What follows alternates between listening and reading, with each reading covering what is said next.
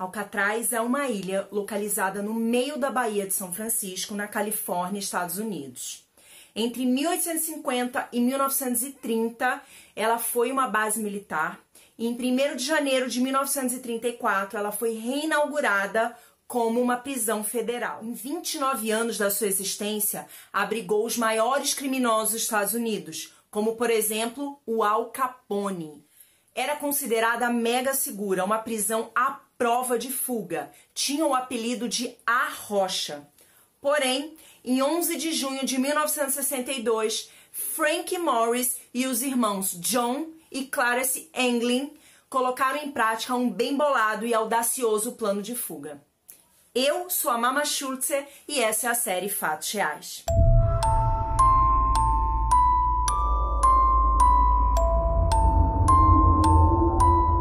Se vocês ainda não forem inscritos no canal, se inscrevam, ativem o sininho para receber todas as notificações de vídeos novos, já deixem aquele like super esperto que ajuda muito na divulgação do vídeo, me sigam nas minhas redes sociais, eu tenho o Instagram que vai aparecer aqui embaixo, na descrição tem meu Twitter, tem meu Facebook, correm lá, me sigam, me mandem recados, enfim, fiquem à vontade pra gente poder conversar um pouquinho e vocês ficarem por dentro de tudo. Lembrando que amanhã, 15 para as 7 da noite, a gente tem uma live em comemoração aos meus 6.000 inscritos e eu conto muito com a presença de vocês. Alcatraz foi reinaugurada como uma prisão federal em 1º de janeiro de 1934, se tornando penitenciária federal de Alcatraz.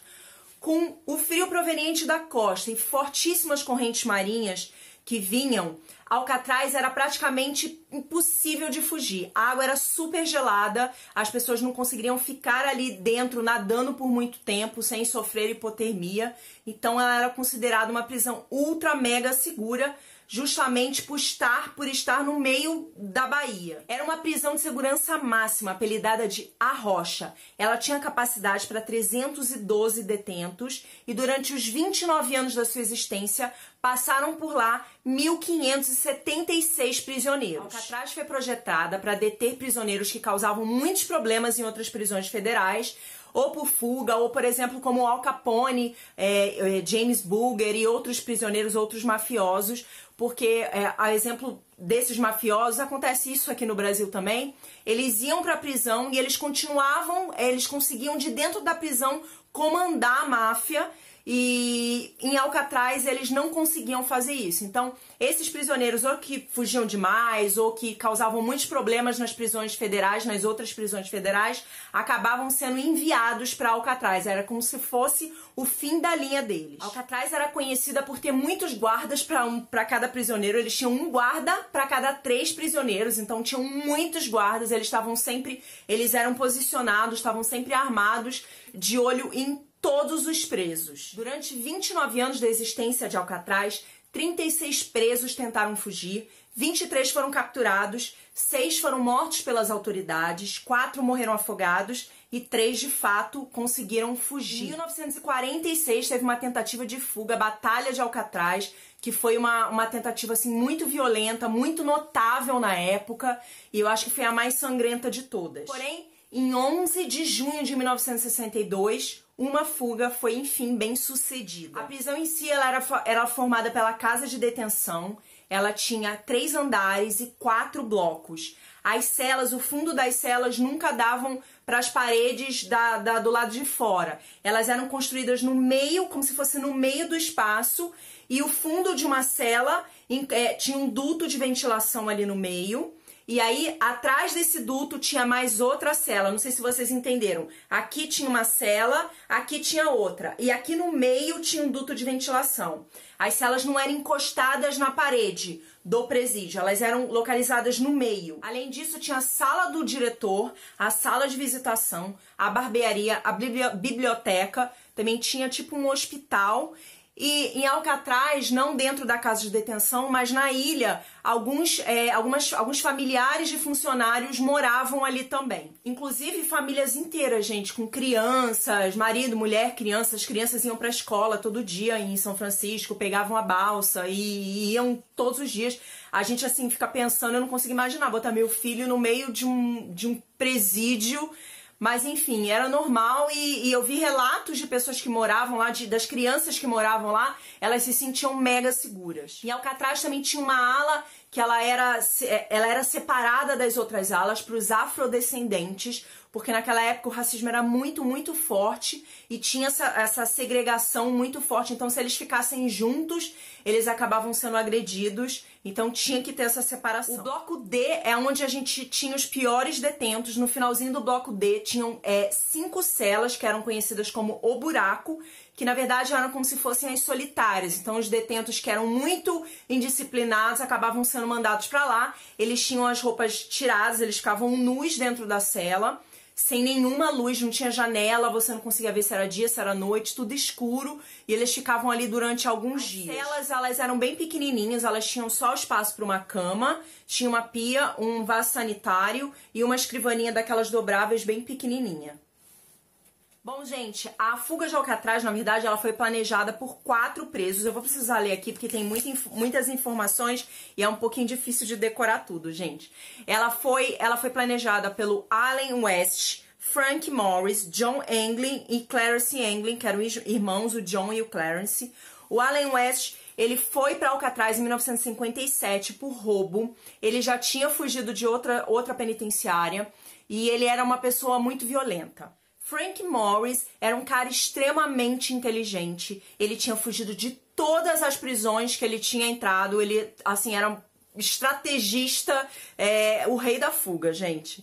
Então, ele foi para Alcatraz em janeiro de 1960, como se fosse o fim da linha. Daqui, ele não vai fugir. Ele era o mais inteligente, acho que, de todos. Pelo menos, ele tinha um QI muito alto, então ele era considerado o mais inteligente de todos. Os irmãos John e Clarence Anglin, eles foram para Alcatraz. O John Anglin foi em 1960, em outubro de 1960, por roubo a banco. E o Clarence Anglin foi em janeiro de 61, também por roubo a banco. Agora eu vou contar um pouquinho pra vocês como que eles planejaram essa fuga. Allen West, o plano foi, basicamente, começou a ser bolado por ele. Ele era muito indisciplinado, ele sempre arrumava confusão com os guardas. E ele foi mandado pra solitária, pro buraco, algumas vezes. E numa dessas vezes ele não aguentava mais, ele queria fugir de lá. E ele começou a bolar o plano. Como ele tinha muitos problemas com os guardas, ele era enviado sempre para os piores trabalhos, e um desses trabalhos era limpar aquele duto de ventilação que eu falei, que tinha uma cela, outra cela e o duto. E quando ele estava fazendo essa limpeza, ele percebeu 3 coisas, na verdade. Primeiro, que tinha uma saída, um ventilador, todos os ventiladores eles eram fechados com concreto, e tinha um no bloco B que não era. Ele notou também que as paredes na parte de baixo, elas eram de cimento, mas devido à umidade do chão, elas estavam bem moles. E ele achou também uma lixa, um conjuntinho com algumas ferramentas que provavelmente foi deixado lá em alguma outra tentativa de fuga por algum preso. Então ele começou a ver alguns pontos fracos de Alcatraz e ele começou a bolar o plano, começou a pensar que era possível sim sair de lá. Então ele contou para os irmãos Anglin, o John e o Clarence, que toparam. Não, a gente topa, a gente também quer fugir daqui. Eles já estavam tendo algumas ideias e eles começaram a pensar no plano. Mais tarde, o Frank Morris também se juntou ao grupo. E como o duto de ventilação era no bloco B, eu vi em alguns lugares que eles pediram para mudar de cela, para poderem ficar ali aonde eles iam conseguir fugir. Então, esse pedido foi concedido, acho que facilmente, porque as pessoas acreditavam que era impossível fugir de lá. Então, beleza, pode trocar. E aí eles começaram a elaborar o plano. Na primeira fase do plano, eles pegaram colheres do refeitório para poder fazer como se fosse chave de fendas. Eles afiaram elas para poder começar a abrir o buraco do duto de ventilação. Então eles fizeram furos e foram cavando ali, batendo no concreto, que o Allen já tinha visto que era mole, então eles não tiveram muita dificuldade, a prisão era velha, não tinha tanta manutenção assim, então eles conseguiram abrir um buraco no duto de ventilação da cela. Para que os guardas não ouvissem, ficava sempre um vigiando enquanto o outro cavava, e depois eles revezavam, porque eles tinham que cavar nas 4 celas. Eles faziam isso durante o horário da música. Tinha mais ou menos 1 hora e meia do dia que os presos podiam tocar instrumentos, então eles aproveitavam essa hora que o barulho era muito alto para poder cavar e os guardas não ouvirem. Então ficava um vigiando para ver se tinha guarda, porque ela tinha contagem de preso toda hora, então eles esperavam ter uma contagem de presos. Quando tinha, eles começavam a cavar durante o barulho, e mesmo assim ficava sempre um vigiando enquanto o outro cavava. Pegavam os restinhos de pedra e tal e colocavam nos bolsos, jogavam na pia, eles davam um jeito, jogavam na privada, eles davam um jeito de se livrar daquela terra, daquele concreto, daquela poeira que eles tinham cavado. Os buracos começaram a ficar muito grandes, eles não iam conseguir mais esconder com as coisas, com instrumentos, com utensílios, enfim.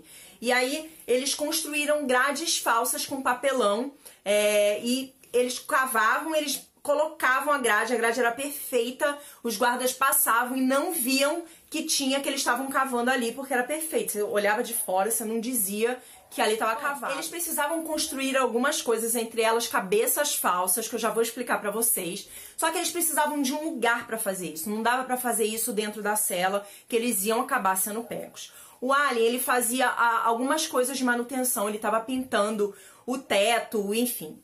E aí ele teve uma ideia brilhante, eu acho que foi muito brilhante. Ele começou a varrer a poeira. No alto das celas tinha como se fossem umas salinhas que dava... os guardas conseguiam ver, era uma cela toda cheia de... como se fosse uma salinha com grades, como se fossem as celas, só que mais ampla. Cheia de grades, e dava na altura do campo de visão. Os guardas, eles ficavam mais no alto com as armas vigiando os presos, e era completamente, dava para os guardas verem. Então ele teve a ideia, ele ficava varrendo ali, jogando a poeira pro chão. Alcatraz era conhecido por ter um chão assim impecavelmente limpo. E aí ele começou a jogar aquela poeira toda pro chão, começou a incomodar os presos e todo mundo. E aí ele falou, olha, eu tô pintando aqui, cai muita sujeira, porque aqui é muito sujo. Tem uma solução, eu posso colocar uns cobertores, que aí a sujeira não cai. Então ele foi autorizado, ele colocou mais ou menos 30 cobertores ali naquela parte. Então os guardas não conseguiam mais ver o que eles estavam fazendo ali, o que ele estava fazendo ali. E esses cobertores ficaram ali por 6 semanas, que foi exatamente o tempo que eles começaram a fazer as coisas e conseguiram. Eles fizeram cabeças falsas, que era muito importante para poder fazer parte do plano de fuga deles. Então eles usaram papel, usaram concreto, eles pegaram itens do hospital, tipo gases, para poder colocar e fazer uma cabeça.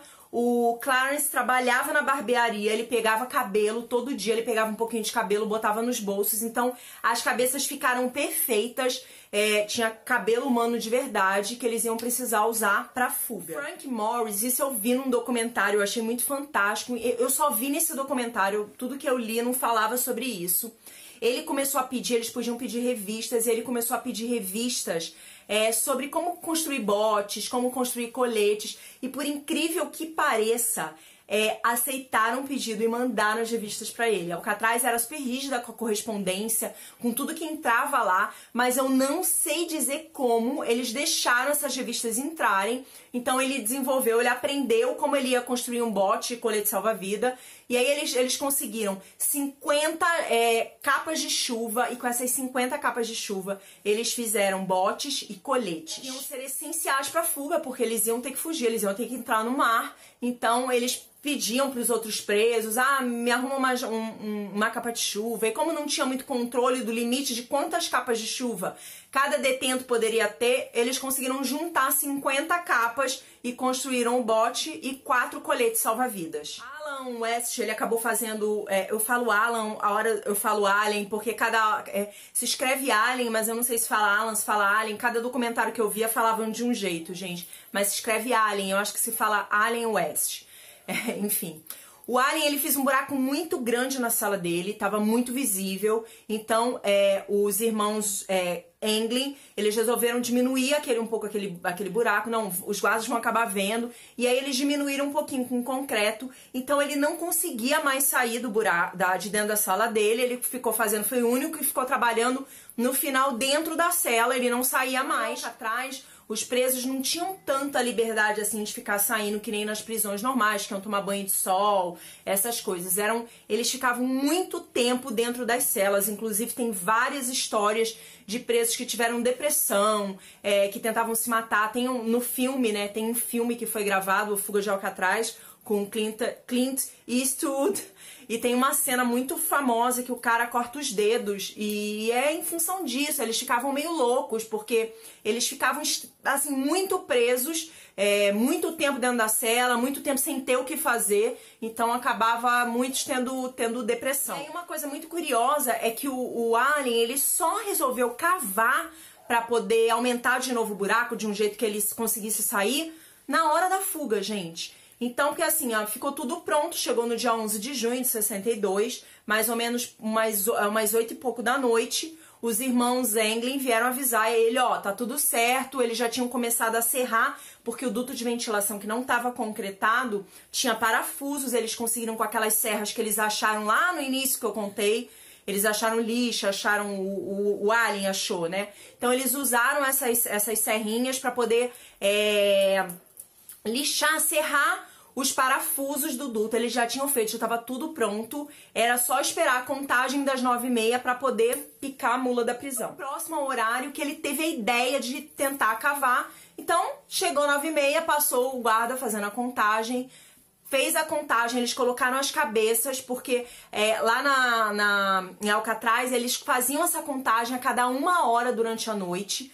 E eles apagavam as luzes às 9h30, faziam a contagem e apagavam as luzes. E aí depois de hora em hora os guardas passavam de novo contando, mas aí como estava meio escuro, eles não iam conseguir ver, eles iam ver uma cabeça dormindo, iam calcular que eram os presos e não iam nem desconfiar, eles só iam perceber na contagem das 6 da manhã, que é quando os presos acordavam, e aí que eles iam dar falta. E eles iam ter todo esse tempo para poder fugir. Saíram da cela, menos o Allen West, que ele não conseguiu sair. Eles subiram lá no duto de ventilação, juntaram todas as coisas que eles tinham feito, os botes, os coletes, e abriram, conseguiram tirar a tampa do ventilador, foram pro topo do prédio. Eles tinham que fazer uma rota estratégica, porque tinha um guarda, um sentinela que ficava olhando. Eles conseguiram fugir para um ponto que nenhum guarda conseguia ver, um ponto cego. Desceram por uns canos que tinham colado na parede, como se fosse assim, sabe, que nem bombeiro desce no cano. Era super alto, mas eles desceram, deu tudo certo. Aí tinha só mais um muro de 4 metros, eles pularam esse muro e aí chegaram na Bahia, inflaram o bote, colocaram os coletes e picaram a mula de Alcatraz. O destino deles era a Ilha Angel, que ficava mais ou menos 2,5 km, 3 km de Alcatraz, e eles, a princípio, iam pra lá pra depois ir pra São Francisco. Eles achavam que se eles fossem pra São Francisco direto, eles iam acabar sendo pegos, iam acabar sendo presos. Os guardas só notaram que estavam faltando os presos na contagem das 6 da manhã, 6h30 da manhã. Eles viam que 3 presos não levantavam, aí o guarda foi, pegou, deu um tapa na cabeça de um dos presos, de uma das cabeças falsas. A cabeça rolou, ele até se assustou porque ele achou que tinham cortado a cabeça do cara, e aí ele percebeu que não, era uma cabeça falsa, e aí deram um alarme e começaram as buscas aos 3 fugitivos. Eles procuraram por toda a região, eles acharam várias coisas, vários pertences deles, acharam um remo, acharam um saquinho com alguns pertences pessoais, mas eles nunca foram encontrados. Então o FBI concluiu que eles se afogaram. Porém, os corpos nunca foram encontrados. Eles acharam alguns destroços que, na minha opinião, eles largaram meio que de propósito para despistar, porque o que o FBI concluiu foi justamente isso. Como ele achou um saquinho com fotos, com coisas pessoais que eles dificilmente deixaram para trás, eles acreditaram que eles se afogaram.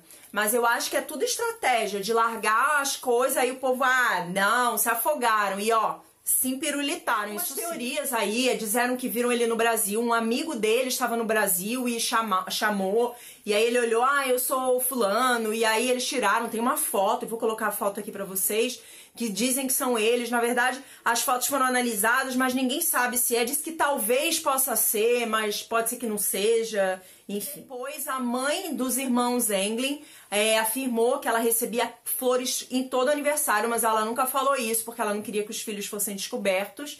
Mas ninguém sabe se isso é verdade ou não. Parece que em 2005, o FBI recebeu uma carta falando que era do John Englin, dizendo que ele estava muito doente, que ele estava com câncer, que ele ia se entregar se ele ficasse só 1 ano preso. Ele ia falar onde ele estava, e falava que ele morou em Seattle e que naquele momento ele estava na Califórnia. Enfim, eles analisaram a caligrafia dessa carta, mas o resultado foi inconclusivo, então ninguém sabe se é verdade ou não, se está vivo, se não está. Ele falava na carta, inclusive, que o Clarence e o Frank Morris já tinham morrido.